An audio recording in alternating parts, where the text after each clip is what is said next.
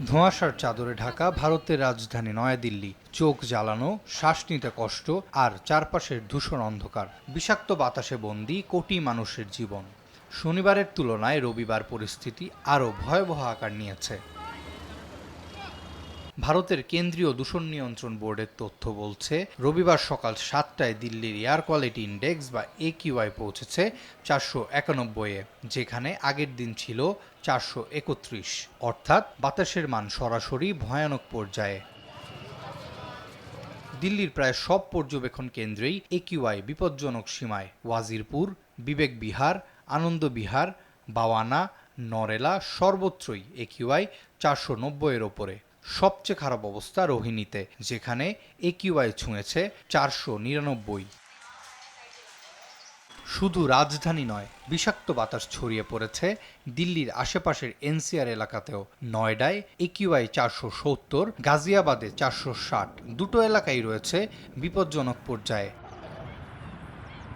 ভোর থেকেই ধোঁয়াশা আর ঘন কুয়াশায় ঢেকে গেছে শহর। কয়েক মিটার দূরের জিনিসও স্পষ্ট দেখা যাচ্ছে না। কোথাও কোথাও দৃশ্যমানতা নেমে এসেছে শূন্যের কোঠায়। এর প্রভাব পড়েছে সড়ক ও আকাশপথের যান চলাচলেও। ভারতের আবহাওয়া দপ্তর জানিয়েছে, ঘন কুয়াশার কারণে ইন্দিরা গান্ধী আন্তর্জাতিক বিমানবন্দরে দৃশ্যমানতা 100 মিটার পর্যন্ত কমে যেতে পারে। জারি করা হয়েছে ঘন কুয়াশার সতর্কতা।